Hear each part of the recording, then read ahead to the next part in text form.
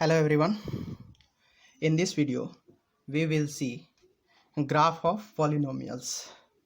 हम इस वीडियो में एक पॉलिनोमियल का ग्राफ देखेंगे। सबसे पहले हम जो पॉलिनोमियल का क्लासिफिकेशन किए थे डिग्री के बेसिस पे, तो आप उसमें देखे थे जो हमारा एक पहला पॉलिनोमियल था वह जीरो था। आई होप आप समझ रहे हैं जीरो जो है वह एक क्या है, पॉलिनोमियल है। px इक्वल जीरो यह एक पॉलिनोमियल है। तो इसका ग्राफ क्या होना चाहिए, क्या आप एक कभी सोचे हैं? चलिए देखते हैं। आप px को y कह सकते हैं, तो हमारे पास में जो एक्सप्रेशन हो गया वह क्या हो गया, y इक्वल जीरो। अब बताइए क्या इस प्लेन में आप कोई एक प्लेस ढूंढ सकते हैं जहां y जीरो हो? तो वह आपका यह जो पॉइंट सब होगा, इन सभी पॉइंट का y क्या होगा, जीरो होगा। हम जानते हैं एक्स एक्सिस पे y क्या होता है, जीरो होता है। तो y इक्वल जीरो का जो ग्राफ हो जाएगा वह यह हो गया। ठीक है, तो हम यहाँ समझ सकते हैं यह जो ग्राफ रहा ये किस पॉलिनोमियल का ग्राफ रहा। तो px इक्वल जीरो जो पॉलिनोमियल होगा उसका ग्राफ आपको एक्स एक्सिस हो जाएगा। तो इसके नंबर ऑफ जीरोज के बारे में सोचिए। तो हम नंबर ऑफ जीरोज देखे थे कि नंबर ऑफ जीरोज के लिए हमको क्या करना होता है, तो हम उन पॉइंट्स को देखते हैं, एक्स एक्सिस पर उन पॉइंट्स को देखेंगे जहाँ पे एक पॉलिनोमियल का ग्राफ कट करता है। तो आप बताइए यह जो पॉलिनोमियल का ग्राफ हुआ यह एक्स एक्सिस को कहाँ पे कट कर रहा है, हर एक पॉइंट पर कट कर रहा है ना।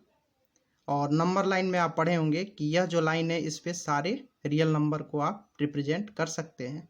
यही एक रीजन है कि जो जीरो पॉलिनोमियल है उसका जीरोज क्या होता है, तो ऑल द रियल नंबर्स। हमारा जो यह पॉलिनोमियल px इक्वल जीरो है इसका जीरोज अगर आपसे पूछा जाए कौन जीरोज होगा, तो देखिए हर एक पॉइंट पर यह एक्स एक्सिस को कट कर रहा है। तो हर एक पॉइंट का जब एक्स कोऑर्डिनेट आप लिखना शुरू करेंगे तो आपको सारे रियल नंबर आ जाएगा। मीन्स इसके जीरोज क्या होंगे, ऑल रियल नंबर्स, इसके इनफाइनाइट जीरोज होंगे।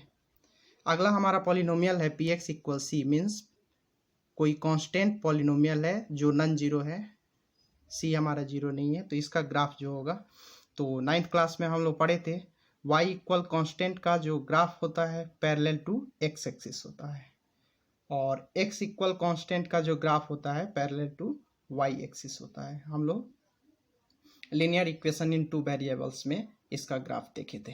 तो यहाँ y इक्वल कांस्टेंट है तो इसका ग्राफ जो हो जाएगा आपको x एक्सिस के क्या हो जाएगा, पैरेलल हो जाएगा। मीन्स इस सिचुएशन में ग्राफ कुछ ऐसा हो जाता है। आपको अगर x इक्वल टू का ग्राफ स्केच करना हो तो यह जो ग्राफ आएगा आपको क्या आएगा, यह y एक्सिस के पैरेलल आएगा।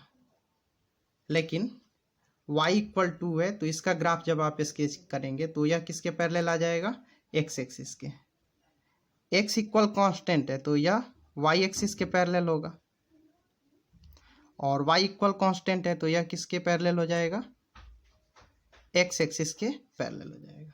तो यह कांस्टेंट पॉलिनोमियल का ग्राफ रहा जो नॉन जीरो नहीं होना चाहिए। थर्ड या लीनियर पॉलिनोमियल है। तो लीनियर पॉलिनोमियल ऐसे पॉलिनोमियल होता है जिसका डिग्री कितना होना चाहिए, वन होना चाहिए। तो इसका डिग्री वन है। आपको मैं एक पॉलिनोमियल बताता हूँ, जैसे px इक्वल सपोज 2x है, यह एक लीनियर पॉलिनोमियल हो जाएगा। और एक दूसरा पॉलिनोमियल मैं बताता हूँ px इक्वल 2x प्लस 3 कर लेते हैं। यह भी हमारा कौन सा पॉलिनोमियल होगा, लीनियर पॉलिनोमियल होगा। दोनों यह लीनियर पॉलिनोमियल है। यहाँ पे क्या है, कांस्टेंट टर्म अब्सेंट है। ax प्लस बी जो हम लिखे हैं उसमें b क्या है, यहाँ पे अब्सेंट है। तो जब b अब्सेंट होगा तो उसका ग्राफ कैसा होगा, तो वह यहाँ से ऑरिजिन पॉइंट से होकर पास करेगा। ये एक्स एक्सिस है और वाई एक्सिस है। अगर px को आप y कह सकते हैं तो y इक्वल टू एक्स, ऐसा ग्राफ आपको खींचना हो जिसमें कांस्टेंट टर्म अब्सेंट हो, तो उस लीनियर पॉलिनोमियल का जो ग्राफ होगा ऑरिजिन से होकर पास करेगा। या तो वह ऐसे पास कर सकता है, नहीं तो वह ऐसे भी पास कर सकता है। और इस टाइप के जो पॉलिनोमियल होंगे वह ऑरिजिन से पास ना हो करके एक्स एक्सिस को किसी दूसरे पॉइंट से कट करेगा, जैसे वह ऐसे हो सकता है। ठीक है, हाँ, इसका ग्राफ ऐसे भी हो सकता है, एक ऐसे कट कर ले, ये भी लीनियर पॉलिनोमियल का ग्राफ होगा। अब हम क्वाड्रेटिक पॉलिनोमियल का ग्राफ देखेंगे। अब हम किस पॉलिनोमियल का ग्राफ देखेंगे? क्वाड्रेटिक पॉलिनोमियल का। तो क्वाड्रेटिक पॉलिनोमियल में आपको कुछ चीज़ माइंड में रखना है। जैसे क्वाड्रेटिक पॉलिनोमियल का जो स्टैंडर्ड फॉर्म हो गया ऐसे होता है ax² + bx + c, या इसका जनरल या स्टैंडर्ड फॉर्म होता है। एक एग्जांपल देते हैं, 2x² हो गया प्लस 3x हो गया माइनस 5 हो गया। ठीक है, तो आप इसमें बता सकते हैं x² का जो कोफिशिएंट होगा 2 हो जाएगा, इसी को हम a कहते हैं, तो a इक्वल यहाँ 2 हो गया। और 2 जो है वह क्या है? पॉजिटिव है, मीन्स ग्रेटर देन 0 है। ये यहाँ पे क्या हो गया? पॉजिटिव हो गया। तो अगर आपको एक क्वाड्रेटिक पॉलिनोमियल गिवन है और वहाँ पे a पॉजिटिव है, तो ग्राफ आपका अपवर्ड होगा, मीन्स ऊपर की ओर होगा, ऐसे यू जैसा बनेगा कुछ। इसको हम पैराबोलिक कहते हैं। इसको कौन सा शेप कहते हैं? पैराबोलिक कहते हैं। मीन्स क्वाड्रेटिक पॉलिनोमियल का जो ग्राफ होगा वो कैसा होगा? पैराबोलिक होगा। तो वह जो ग्राफ हो वो अपवर्ड होगा कि डाउनवर्ड होगा, यह डिपेंड करता है ए पर डिपेंड करता है, मीन्स x² के कोफिशिएंट पर डिपेंड करता है। x² का कोफिशिएंट अगर पॉजिटिव होगा तो ग्राफ आपका अपवर्ड होगा, मीन्स ऐसे होगा। और x² का जो कोफिशिएंट निगेटिव होगा, a निगेटिव होगा, तो ग्राफ आपका डाउनवर्ड होगा, ऐसे होगा। आप समझ लिए होंगे। तो चलिए अब देखते हैं। ये फर्स्ट यह सिचुएशन ग्राफ है। ये फर्स्ट सिचुएशन में आप देखिए ग्राफ जो है वो कैसे है? अपवर्ड है, ऊपर की ओर खुला हुआ है। तो अपवर्ड है मीन्स यहाँ पे ए क्या होगा? आपका पॉजिटिव होगा। ठीक है, तो ए पॉजिटिव है, ए ग्रेटर देन 0। और इसको इसके जीरोज क्या होंगे? तो देखिए एक्स एक्सिस को ये कितने जगह कट कर रहा है, मीन्स कितने कॉमन पॉइंट है? तो बस एक ही कॉमन पॉइंट है, मीन्स इसके दोनों जीरोज जो होंगे इक्वल होंगे। हम इसको देख चुके हैं कि क्वाड्रेटिक पॉलिनोमियल का डिग्री 2 है, तो इसके नंबर ऑफ जीरोज कितने होंगे? 2 होंगे। और इस सिचुएशन अगर ऐसा आपको ग्राफ दिया हुआ है तो उसमें दोनों जीरोज जो होंगे उसके इक्वल होंगे। अब यहाँ देखते हैं, आप देख लिए होंगे कि यह जो ग्राफ है डाउनवर्ड है और ग्राफ नीचे की ओर है, मीन्स ये आपका क्या होना चाहिए? निगेटिव होना चाहिए। यहाँ यह किस टाइप के पॉलिनोमियल का होगा? तो ये एक ऐसे क्वाड्रेटिक पॉलिनोमियल का ग्राफ होगा जिसका x² का जो कोफिशिएंट होगा वो माइनस में रहेगा और इसके दोनों जीरोज क्या होंगे?